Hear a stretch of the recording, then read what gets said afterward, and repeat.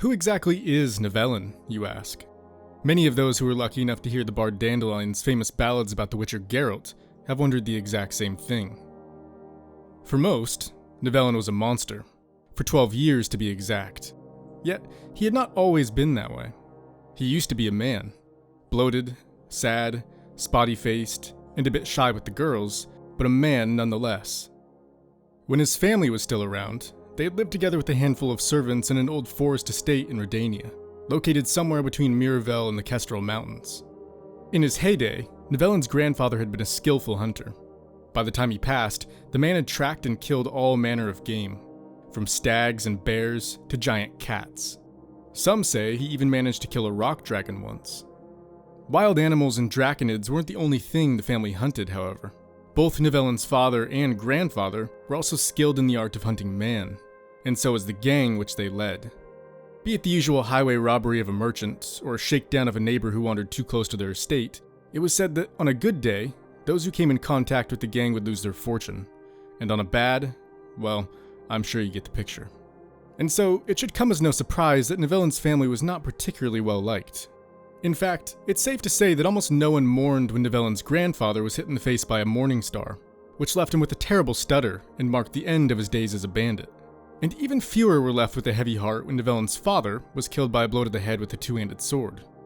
For Nivellen, on the other hand, not only were these losses incredibly sad, they also marked the start of his time as the gang's leader, a position that, given his young age and lack of experience, he wasn't able to assume as well as his father would have liked. To put it bluntly, Nivellen was as much in command of his father's cutthroats as a young lamb is a pack of wolves. After taking charge, it didn't take much for the gang to learn how to pull his strings, and before long, they began doing things Nivellen's father would have never allowed when he was alive. It was a shift that would cost them most dearly the day they found themselves in Gelibel, near the town of Mert. For it was there that the gang decided to rob a temple and overpower the young priestess inside, claiming it was time Nivellen became a man. It was there that Nivellen raped the poor girl, and it was there that Nivellen's life would be forever changed. You have to understand, this wasn't just any temple. Of all the places of worship in Gelibel and the Nimnar Valley, Nivellen's gang had picked the Church of Coram Og Terra, also known as the Cult of the Lion-Headed Spider, a religion notorious for blood sacrifices and witchcraft. And the priestess inside was no slouch when it came to the latter. She cursed Nivellen. Since he was already a monster in man's skin for what he'd done, she saw fit that he be doomed to become a monster in monster's skin, and claimed that only love and blood could save him. That was before she killed herself with a dagger she'd hidden in her hair. For a brief time after that, things remained seemingly normal. Yet everything changed when Nivellen awoke in his family's estate a few days later, his form more monster than man, just like the priestess had said. Not only was he bigger, but his head had turned to something resembling that of a hairy bear, with great big eyes, enormous ears, and a maw full of crooked fangs. When Nivellen first saw his reflection in the mirror, it sent him into a mindless rage. Those who were fit attacked him, thinking him a monster, while the rest of the family and servants screamed and ran for the hills, as Nivellen fought for his life. The house itself also did its best to help, for whether by design or by chance, Nivellen's curse had given him the power to control the manor, as well as the objects inside. The house simply did what he wanted, subconsciously at first, though in time, he could light torches with a simple command, and with a thump of his paw, the pots and pans in the kitchen would prepare a delicious meal for him to eat. Nevertheless, when the dust settled that day, Nivellen was surrounded by the bodies of his family's servants and the lads from the gang. Of everyone who ran away, none but his cat Glutton returned. After his transformation, it seemed only animals could stand to be around him, and for a while, the cat was the only living creature who kept him company. For months, Nivellen sat in hiding, commanding the house to slam its doors and shutters whenever anyone would arrive at the estate. With the occasional roar from inside, that was usually enough to scare them off. That was until one day, when a trespasser decided to steal a blue rose from the garden, which had belonged to Nivellen's aunt. Nivellen had no choice but to confront him. After all, his grandfather had brought the seedlings all the way from Nazaire, a province nearly half a world away. Petrified by fear, the man begged Nivellen to spare his life, and claimed he only wanted the rose for his daughter. So, rather than chase him off, Nivellen decided to put the stories his nan used to tell him to the test. They were the kind of fairy tales in which princesses managed to turn hideous toads into princes with naught but a kiss. and thus, Nivellen demanded that the man give up his daughter in exchange for his life, only to find out that the girl was barely 8. Feeling horrible about the situation, Nivellen gave the frightened merchant a bag of gold and precious stones from his fortune in the cellar, and sent him on his way. For a short time, it seemed as though that would be the last of such awkward encounters. But the man must have boasted about his meeting with someone, because not but 2 weeks passed before another traveler appeared on Nivellen's doorstep. One with a large bag already with him, and a daughter who some say was equally as large. Surprisingly, it didn't take long for them to come to an agreement. In exchange for a sack of gold, the merchant would leave his daughter with Nivellen for a single year. Rumor has it the young lass was scared to death at first, fearing Nivellen would gobble her up. But by the end of the first month, they'd actually grown to enjoy each other's company. Truth be told, Nivellen was quite smitten by the girl's intelligence and kind nature. Yet, he never had outgrown his shyness, and thus, nothing became of it. Not even by the time the merchant returned to take his daughter back. Several more months passed as Nivellen sat locked away in his manor, refusing to entertain any guests who turned up with their daughter. But after spending a year with company, it had again become difficult to live alone. And so, eventually, Nivellen made a deal with another merchant, one whose daughter was far more outgoing than the last. Fenne was her name, and much to Nivellen's surprise, she wasn't scared of him in the least. During her stay, they even fornicated one night after getting a bit too drunk. Needless to say, it was exactly what Nivellen had hoped for. Yet, when he went to the mirror to see if the fairy tales were true, nothing had changed, and he once again fell into a state of depression. But Fenne wasn't like the other girls Nivellen had known in his past. She vowed to cheer him up, and decided that, together, they would scare away unwanted guests. Nivellen on all fours, flashing his fangs, and herself, completely naked sitting atop his back, blowing his grandfather's hunting horn. It must have been quite the sight to see. But alas, all good things must come to an end, and eventually, Fenne's father came to take her back. The next girl was Primula, the daughter of a poor knight who was deeply in debt, and even uglier than Nivellen, some say. So it shouldn't come as much surprise that Nivellen didn't frighten her much either. Unlike her father, Primula was actually quite pretty.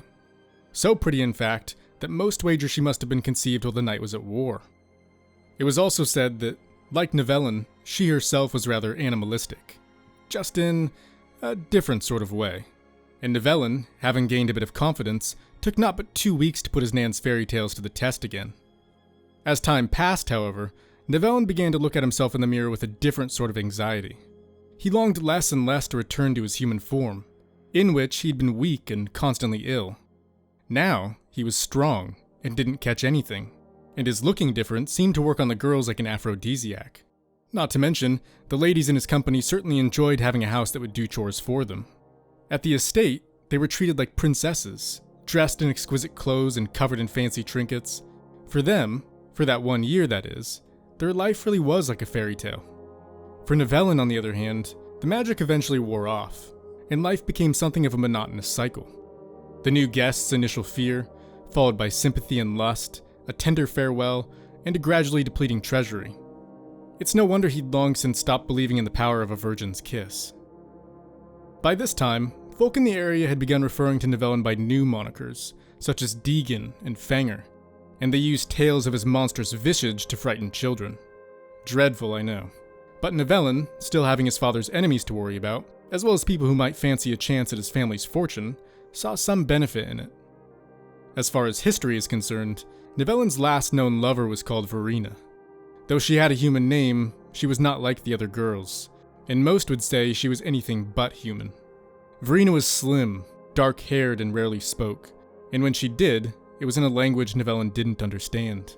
He'd mistaken Vereena for a Rusalka, also known as a naiad or water nymph, but in truth, she was a vampire, the kind witchers and learned men refer to as a Bruxa. In time, she would become the very reason so many merchants' daughters were turned away from the estate. You see, despite her being different, Nivellen loved Vereena, and I firmly believe she loved him. Yet their love came not without cost. In her company, Nivellen had begun to have horrible nightmares, and not all of the merchants' daughters who were turned away from the estate made it out of the nearby woods alive. It was the very reason the visit from the famous witcher Geralt of Rivia ever occurred. As he was passing through the area, he just so happened to stumble upon Vereena's most recent victims, a young girl and her merchant father. They'd been cut down nearly 3 days before the Witcher arrived. Geralt was only there by chance, but he couldn't waste an opportunity to make a bit of coin, and so he chose to investigate and made his way towards the old forest estate. When he arrived, he saw Vereena staring at him from the woods, before vanishing almost as quickly as she had appeared. It spooked the Witcher's horse, but not realizing the girl was a monster, Geralt thought little of it and entered the courtyard. It was there that Nivellen attacked, intending to scare him off as he had done with almost everyone else. But this Witcher was not like the other travelers. He refused to move, refused to lower his sword. Instead of coming to blows, however, Nivellen simply hounded the white-haired man for ruining his flower bed, questioned why he wasn't scared of him, and eventually invited him inside. After all, it wasn't every day he met a visitor who didn't run away at the mere sight of him. In fact, some would wager that it was actually Nivellen who was somewhat fearful of Geralt, for the cursed man knew exactly what the monster slayer was. But Geralt didn't believe Nivellen was really a monster. Despite his abnormal appearance, Nivellen was unaffected by silver, and so, during their conversation, the Witcher offered to help lift his curse. It's a strange thing, really. In the past, Nivellen might have been grateful, but by the time he met Geralt, things had changed, and he worried that Vereena would leave him if he returned to his human form. Understanding, the Witcher departed, not realizing Nivellen was in danger. Yet the next day, when his horse was startled by a devil's ring formed by a group of mushrooms, something dawned on him.